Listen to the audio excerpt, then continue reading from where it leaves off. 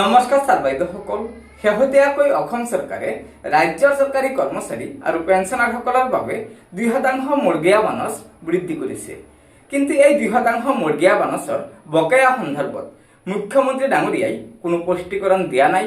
লগতে বিত্ত বিভাগে যিখন নিৰ্দেশনা জাৰি কৰিছে তাতো কোনো স্পষ্টভাৱে উল্লেখ নাই, যাৰ ফলস্বৰূপে আজি সদৌ অসম কৰ্মচাৰী পৰিষদে ৰাজ্যৰ চৰকাৰী কৰ্মচাৰী আৰু পেঞ্চনাৰসকলৰ মৰ্গীয়া বানচৰ বকেয়া সন্দৰ্ভত কেইবাটাও গুৰুত্বপূৰ্ণ মন্তব্য আগবঢ়াইছে। গতিকে বলক এটি ভিডিঅ' ক্লিপৰ জৰিয়তে আজিৰ এই গুৰুত্বপূৰ্ণ খবৰটো জানি লওঁ।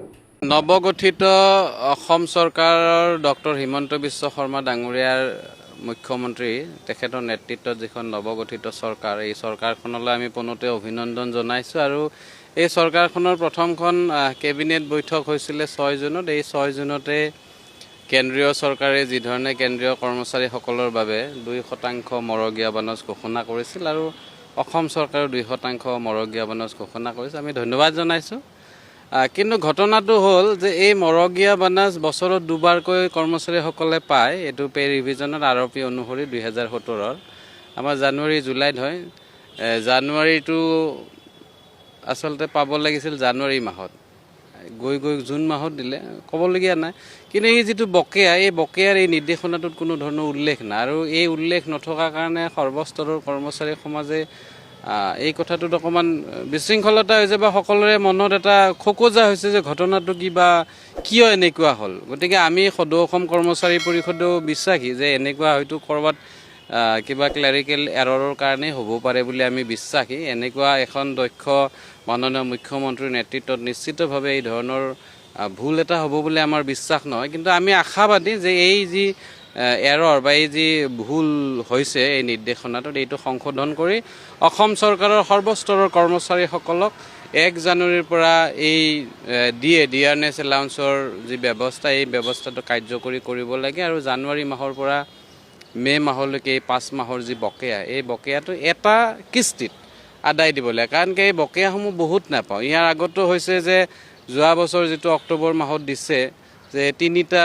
ইনষ্টলমেণ্টত 3টা কিস্তিত এই বকেয়াসমূহ দিছে। গতিকে আমি বিচাৰিছোঁ, ইতিমধ্যে আমি সদৌ অসম কৰ্মচাৰী পৰিষদে অসম চৰকাৰলৈ যোৱাকালি এখন আবেদনো জনাইছোঁ যে এইটো যি আঁসোৱাহ হৈছে, এই আঁসোৱাহটো দূৰ কৰি এখন নতুন বা সংশোধিত এখন নিৰ্দেশনা প্ৰেৰণ কৰিব লাগে, যাৰ জৰিয়তে কৰ্মচাৰী সমাজ আমি সকলোৱে আশ্বস্ত হ'ব পাৰোঁ। সেইটো আপোনালোকৰ জৰিয়তে, আজি সংবাদ মাধ্যমৰ জৰিয়তেও আমি অনুৰোধ জনাইছোঁ, আহ্বান জনাইছোঁ। আৰু কৰ্মচাৰী বন্ধুসকলকো কৈছোঁ যে পৰহিৰ পৰা ইমান কৰ্মচাৰী বন্ধুৱে ফোন কৰি আছে, এই কথাটো আমাক অকণমান অসুবিধাত দিছে।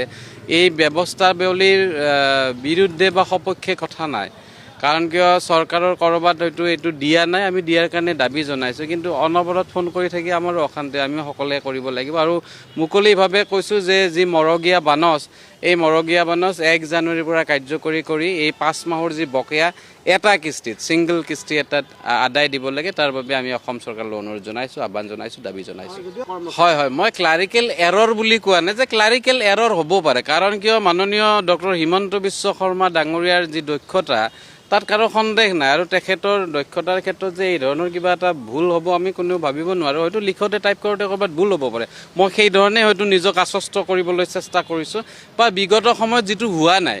কাৰণ কি দুবাৰকৈ দিয়ে চৰকাৰে কৰ্মচাৰীসকলক, জানুৱাৰীত আৰু জুলাইত।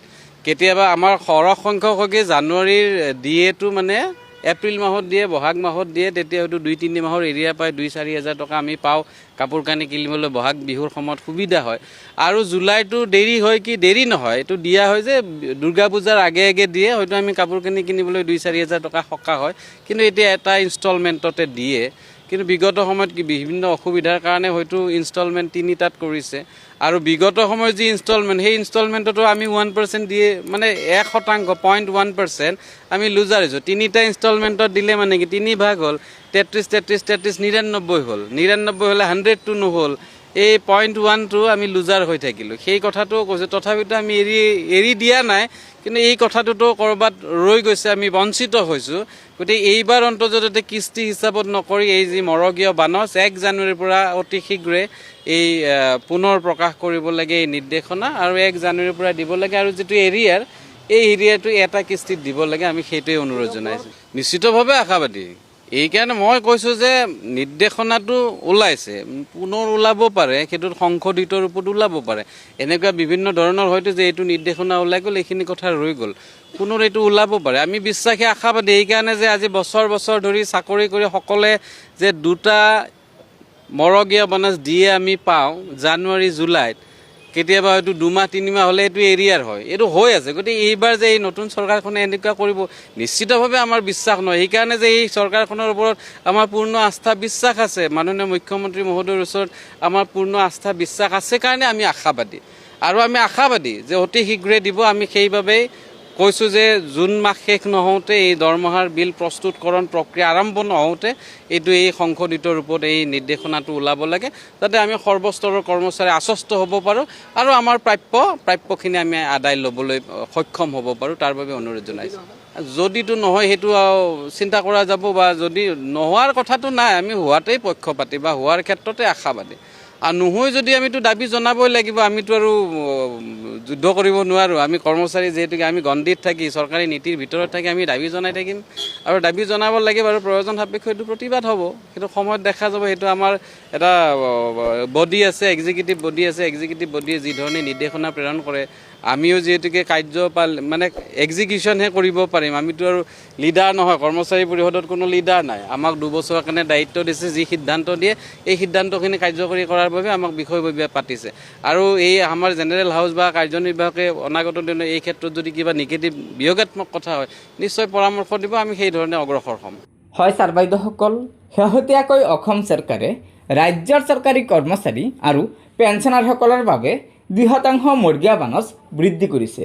আৰু এই সন্দৰ্ভত মুখ্যমন্ত্ৰী ডাঙৰীয়াই সংবাদ মাধ্যমতো জনাইছে, লগতে অসম চৰকাৰৰ বিত্ত বিভাগেও জাননী প্ৰকাশ কৰিছে। কিন্তু দুখৰ বিষয় যে 1 জানুৱাৰী 2026 পৰা এই মৰ্গীয়া বানচ বৃদ্ধি কৰিব লাগে, যাৰ ফলস্বৰূপে কৰ্মচাৰীসকলে জানুৱাৰী মাহৰ পৰা মে' মাহলৈকে 5 মাহৰ বকেয়া পাব লাগে। কিন্তু এই সন্দৰ্ভত মুখ্যমন্ত্ৰীৰ ঘোষণাটো কোনো স্পষ্টকৈ কোৱা নাই, লগতে বিত্ত বিভাগৰ জাননীতো এই বিষয়ে কোনো কথা উল্লেখ কৰা নাই, যাৰ কাৰণে কৰ্মচাৰীসকলে অনিশ্চয়তাই দেখা দিছে বুলি ভাবিছে। সেয়েহে সদৌ অসম কৰ্মচাৰী পৰিষদে আজি ৰাজ্যৰ মুখ্যমন্ত্ৰী ডাঙৰীয়াক এই সমস্যা সমাধান কৰাৰ বাবে এখনি স্মাৰকপত্ৰ প্ৰদান কৰিছে, যাতে মুখ্যমন্ত্ৰী ডাঙৰীয়াই অতি শীঘ্ৰে চৰকাৰী কৰ্মচাৰী আৰু পেঞ্চনাৰসকলৰ 5 মাহৰ মৰ্গীয়া বানচৰ বকেয়া আদায় দিয়ে। গতিকে ছাৰ বাইদেউসকল, লগৰ বন্ধুবৰ্গক এই ভিডিঅ'টো শ্বেয়াৰ কৰি আজিৰ এই গুৰুত্বপূৰ্ণ খবৰটো জনাই দিব, আৰু নতুনকৈ অহা ছাৰ বাইদেউসকলে অনুগ্ৰহ কৰি আমাৰ এই চেনেলটো ছাবস্ক্ৰাইব কৰি ল'ব। ধন্যবাদ। জয় আই অসম।